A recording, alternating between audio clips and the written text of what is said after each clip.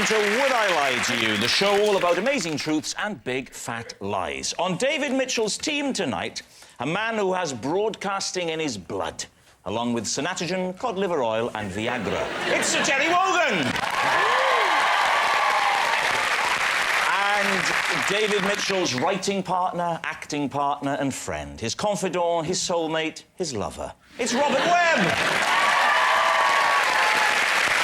And joining Lee Mack this week, we have a 24-year-old who's one of the youngest comedians in England and one of the oldest men in Scotland. It's Kevin Bridges!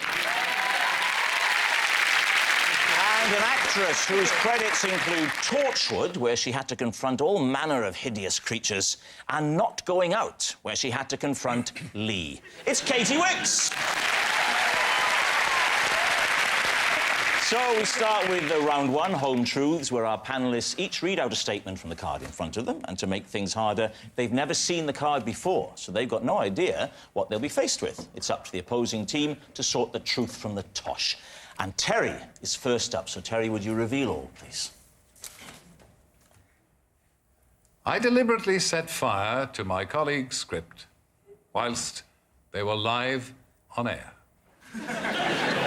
Lee? Was this, did you say colleagues, as in, this happened a lot? Or the script belonging to one colleague? I used to do it on a regular basis. Listen, enough of your sex life, Terry. You flatter me. Is there footage of this if it was live? His sex life? I hope not. No, there's no footage. It was in Ireland on Irish radio, and it was just a little prank of mine while my colleagues were reading the news or announcements, I would sneak in behind them and set fire to the script from the bottom. So they would be holding these scripts in their hand? As it disappeared in front of them. And this was the news? Often the news, and sometimes a Beethoven concert. I was indiscriminate.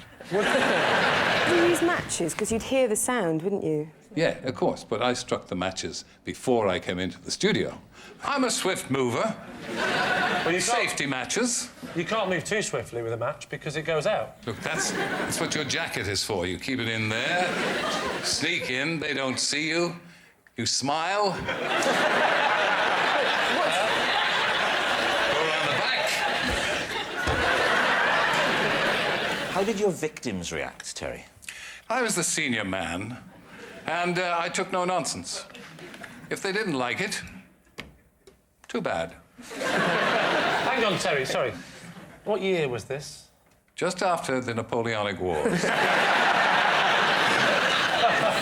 No, I was about 21. Would the listeners ever get wind of the blaze? No, because there's no chance of any scent on the radio. But what, I'm... All right, OK, all right. Think about more.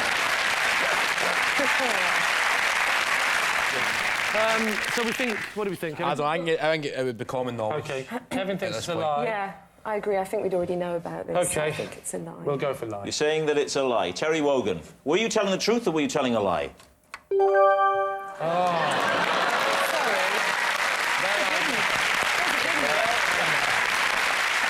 Yes, it's true. Terry did deliberately set fire to his colleague's script whilst they were live on air. At least they can laugh about it now. They can't move their hands, but they can laugh. It was a prank. Kevin, you're next.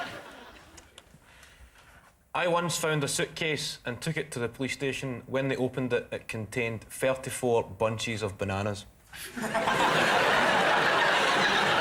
David. Where did you find the suitcase? In a train station. Well, there are lots of... Do you want a specific train station? Well, no, I'm just sort of thinking that you're in a train station, you see a suitcase, you think, I must take that to the police. That's potentially a bad approach. No, I was just lying, and I'd said to a couple of people, is that your suitcase? And it was in the climate of fear, and I started to think, well, maybe I should be a good citizen. So I took the suitcase over, and I headed straight to a British Transport Police guy, and told him what had happened. So you moved the suitcase you thought might be a bomb? Did you also give it a good rattle? It wasn't so much I thought it was a bomb, I just thought maybe somebody had left their suitcase. Well, that wouldn't be a response to the climate of fear, though. That would have been a response to a climate of forgetfulness. I panicked. Who opened the suitcase to divulge all those bananas? I came in and the British Transport Police guy took it into his office and then they scanned it with some... whatever they scan it with, some... Those things... Like a Waitrose. How much are bananas? How much are bananas? At the heart of this is why would anybody put 34 bunches of bananas into a suitcase? That's exactly what the Chief Terror Inspector said. He was baffled, that's why. Did they ever find this guy? I never kept up to date. I don't have a clue. I just left it. You haven't kept in touch? No. Well, he's here tonight. I'm the king of the swingers. What I doubt here is that if you've taken a piece of unattended luggage to the police, I don't think they're going to then immediately open it. Oh, it was no longer unattended when I got to the police because I was... but you're saying... But that's not going to reassure them because you're saying I've no idea whether or not this has got a bomb in it. So... I never used those words. You don't use the word bomb in this situation. That just... You do a mime. I'm worried this might be a... What? I'm really... And then he opened it when?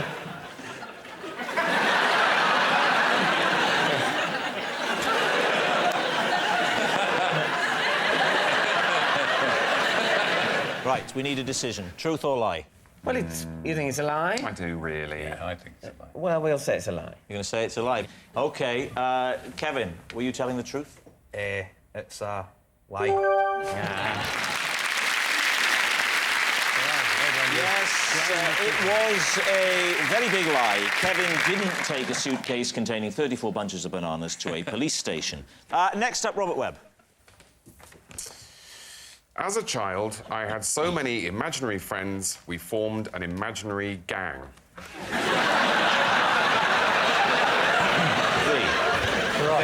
Did the gang have a name? Yes, the gang were called the Guy Buys. The what? The Guy Buys? They were called the Guy Buys. How are you spelling that? I never had cause to spell it. I'm talking about, you know... If you had to spell it now, how would you spell it? G-Y hyphen by B-I-E-S. How many were in the gang? There was quite a few. There were 12. The same number as apostles. Well, And you... it does occur to me that this was a harmless little messiah complex. Right. So did you appoint yourself head of the imaginary... Yeah, I was basically Jesus. Do you still keep in touch with the rest of the gang? They were imaginary friends, so they sort of disappeared as soon as I stopped thinking about them. What, did you have names for the Guy Buys? I think I borrowed names from people I knew at school and my brother. They were like Mark and Andrew and all the apostles. Oh, They were, and Chris. Judas? Chris isn't... Chris and obviously Judas Iscariot. Yes. Did you have a favourite guy by? Chris was good. Did you have a rival gang, the guy by? Was there a feud or anything like that? Well, there was always our main enemy was the Joker, which I think I borrowed from Batman. What would he do, the Joker? Oh, just, you know, rob banks and stuff, and we would, we'd chase him on our bike. All 13 I mean, they were very good at getting on the back of the bike. You were like a Red Cross display team, weren't you? They were. So I sort of imagine them sort of diagonally stacked. Did you all sleep in one bed? Oh, they weren't really... I mean... This is pretty... As much as I encourage the guy boys... No, they were very much a pre-sexual phenomenon. Have we established yet why they were actually called the Guy Buys? No, it's just a sort of sound that children make. Well, that this child made. Well, see, the thing is, Guy Buys sounds like baby talk. You know, it might be like just some words that you formulated, but you also were aware of Marvel comic enemies at that age. Batman wasn't a Marvel character. Batman wasn't Marvel? No, Marvel's Spider-Man, Captain America, the Hulk. Superman was Action Comics. I hate him when he does that Stephen Fry thing, don't you? All that knowledge. All that knowledge. An answer is what we need. So, go now. Just a minute. Are you doing me again? I'm flirting round the edges of you, Terry. If you're not careful, I'll set fire to you. Right. Right, what are you going to say then? What are you, truth or lie? Sounds plausible. Young guy, read a few comics, read the Bible, merged the two in his head and formed the Guy Buys. Wow. It's like having Inspector Frost in the Sounds studio all right. with us. What about you, Katie? Which way are you leaning? Well, I think he clearly has a wonderful imagination. That's clear. So I think, yes, it's true. OK. I will say it's true. You're going to say true? OK. Robert Webb, truth or lie? It is a true thing. Well done, Tim. Yes, it was all true. When Robert was a child, he did form an imaginary gang from his many imaginary friends. You know, it may seem odd, but loads of people have tons of imaginary friends. It's called being on Facebook. So at the end of that round, David's team have 3 points and Lee's team have 2. Our next round is called This Is My, where we bring on a mystery guest who has a close connection to one of our panellists. Now, this week, each of Lee's team will claim it's them that has the genuine connection to the guest, and it's up to David's team to spot who's telling the truth. So please welcome this week's special guest, Tony.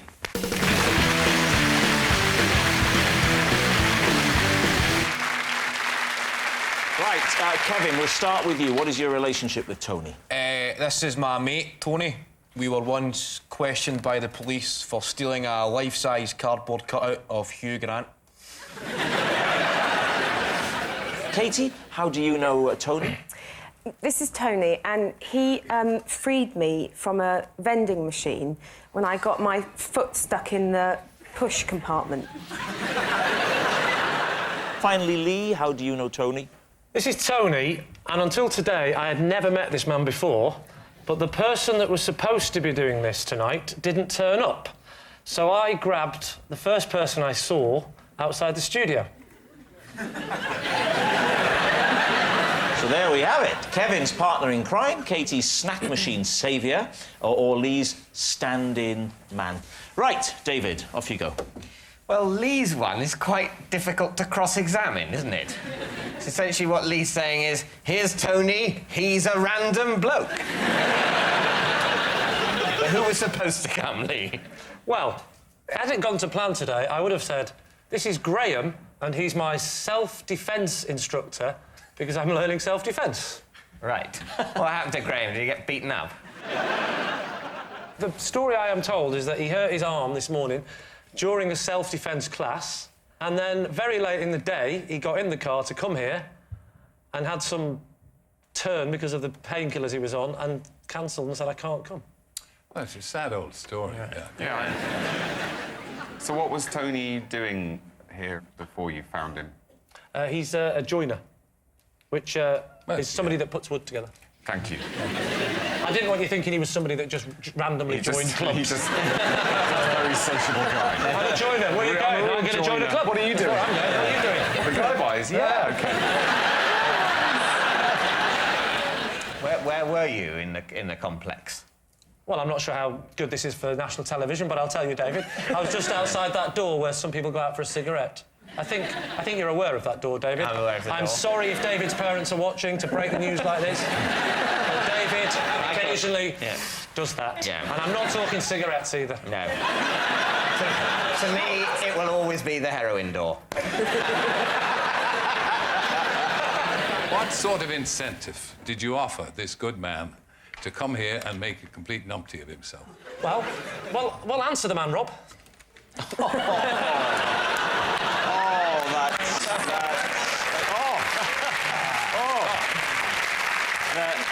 The rejected chuckle brother has got the better of me again. OK, well, I mean, I must say, Yeah. Lee's story is incredibly plausible. It's incredibly tedious. Yes, I mean, that's why it rings so true. Kevin, your partner in crime. What did this man do with you? I think crime's a strong word, Terry, from a man who has got arson in his past. We were questioned by the police, not charged, just questioned for stealing a life-size cardboard cut of Hugh Grant. What were you going to do with Hugh Grant? We'd went to Blockbuster Video, and nothing really caught my eye, except the life-size cardboard cut of Hugh Grant. What? Sorry, I didn't understand a word of that. We went to Blockbuster Video, OK?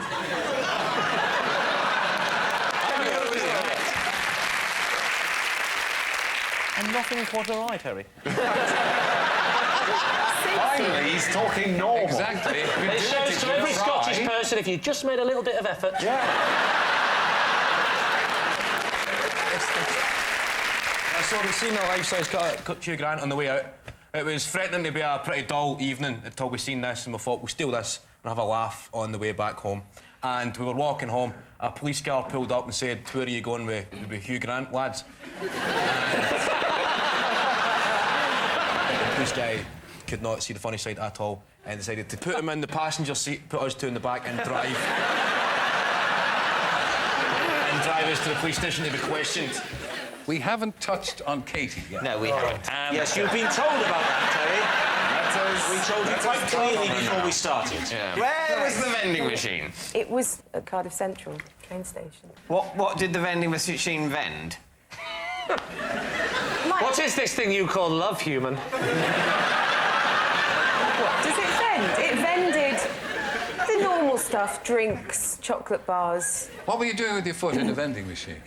Well, I put the money in. Yeah. And I was trying to get a drink, and I could see that it had come out a bit, but not properly. Yeah. And after trying to get it out with my hands, I tried my foot. And it got stuck. Yes. But was it a little hole or a big slot? It was like a tray thing. And how did this fine man help you? He was working at the train station, Yeah. and he's clocked it and came along and said, "Do you want a hand?" And you said, we must keep in touch? Can I have your email address? We didn't stay in touch, but I knew how to find him. How did you Because find he's him? still working at Cardiff train station, Cardiff Central.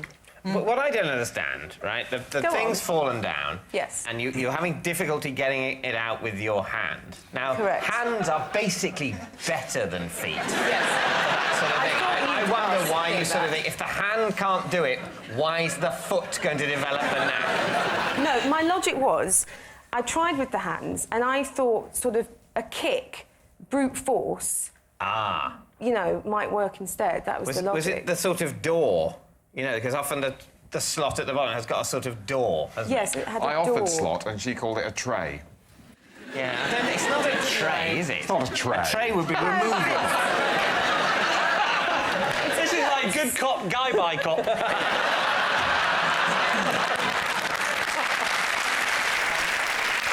How did he release the foot? What exactly did he do? He had a key to open the front bit. So you just went back and whoa!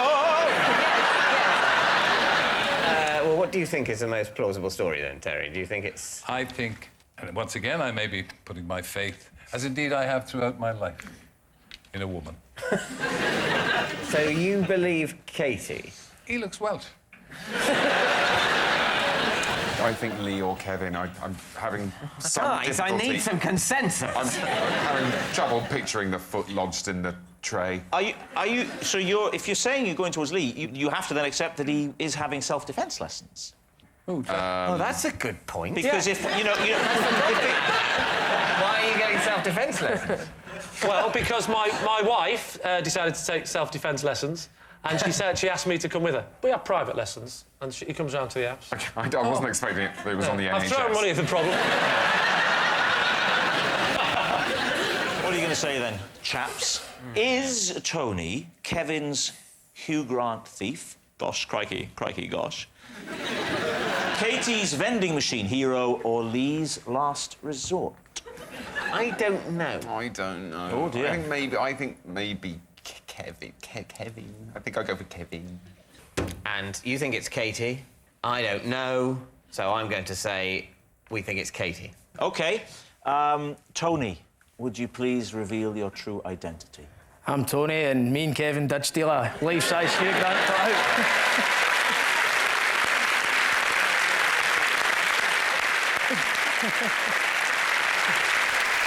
Were there any charges? No, it was a caution. And you're proud of it, aren't you? I can see that there's a real pride in your face. You feel you should have a Duke of Edinburgh award, don't you? Thank you very much, Tony. Well, he looked Which brings us to our final round, quickfire lies. We will start with... it's David Mitchell.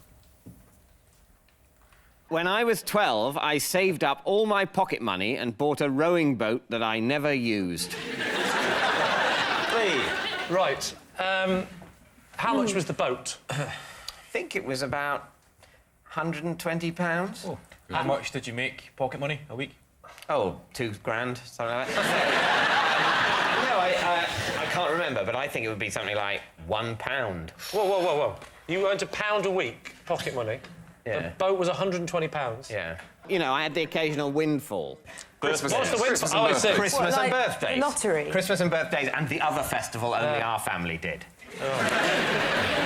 Where were you planning to go in this boat? I planned to sort of row around in it when on holiday. And how did you propose to get it on holiday? You had your eye on a nice Ford Fiesta with a tow bar. No, at that age, I would often holiday with my parents. Who should I holiday with this year? Yeah. Parents! Come here. It seemed to go tremendously well before. Parents, I've got a proposal for you. And what stopped the plan? Basically, the boat was a bit too big. A bit too big for what? The sea? Every time I pushed it into the water, it kept hitting France. Can't get it into the... Try it sideways, David! Where did you keep it? It was, I think, in our front garden. You think? Yeah. Did you ever sit in the boat in the front garden, pretending with a knotted hanky? So, which way are you going to go with it? Truth or lie? What do we think, Katie? I sort of... Yeah, I think it's true. I'm going to go for a... lie. I would say that it's a lie. You're saying it's a lie. OK. David, truth or lie? It is true.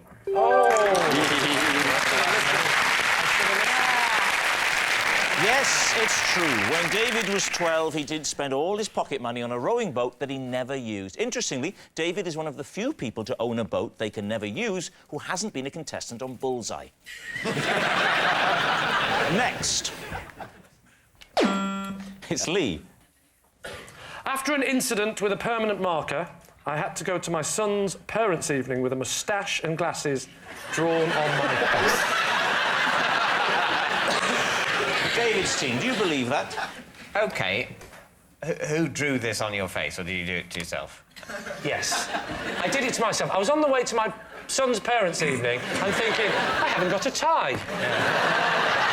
Oh, I know, I'll pretend I'm somebody else instead. All right, what happened? I was asleep one afternoon. My wife thought it would be funny if my son drew the thing on the face. So she said, go and get one of your felts, because the felts are, you know, the washable ones. He started drawing on my face. I woke up, I laughed a bit, I let him carry on, and then we looked at the pen, realised it was permanent marker. And when I went to wash it off, it came off a bit, but not enough. And we were late, so we just had to go. Can't you try, I don't know, white spirit or something? Doesn't that work? I could have tried a blowtorch as well. No. I mean, silly bang. What sort of moustache was it? Was it a sort of twirly one? Or just a sort of more Hitler-type thing? Or... couldn't go into your son's school with a Hitler. Well... Could you? Well, you definitely couldn't, David. That would be wrong.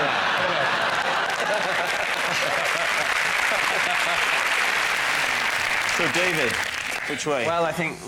You think it's a lie? Yeah. And you think it's a lie? We're going to say it's You're a lie. going to say it's a lie. OK, Lee, truth or lie? It is, in fact, a lie.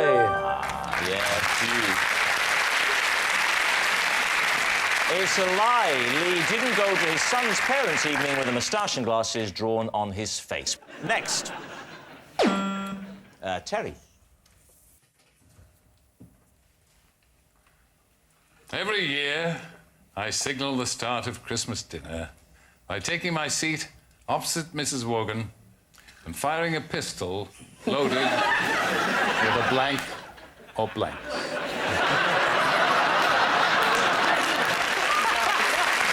Marvellous.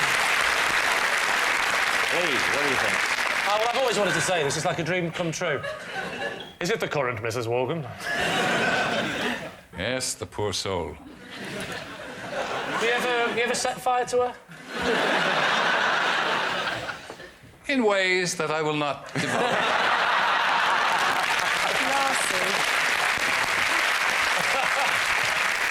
OK, so where'd you get this pistol from?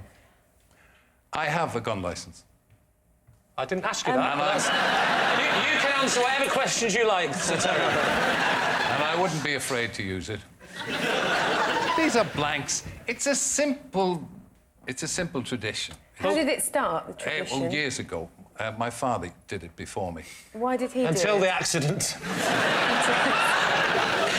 No, things, you know, develop in families, little traditions.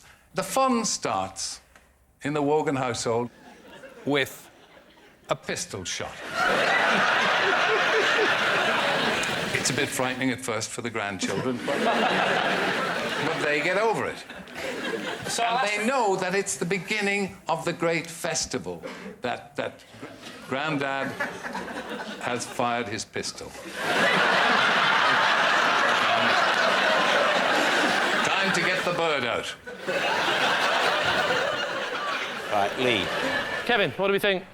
I think it's a lie. Kevin's saying a lie. Kevin's Katie, a lie. what are you Katie? saying? It just seems a very dangerous thing to do with your family around. I think it's a lie. You say lie? I say it's a You lie. say it's a lie. Terry, is it true or is it a lie?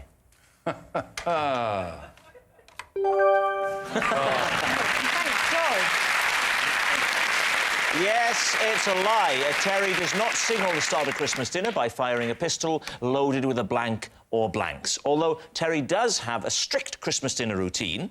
He asks Mrs. Wogan if she wants stuffing, and then 2 hours later they enjoy a cold lunch. Oh, well, that noise signals time's up, and it's the end of the show. And I can reveal that in an exciting finish, David's team have won by 6 points to 3. But, of course, it's not just a team game, and my individual liar of the week this week is Sir Terry Wogan. Thank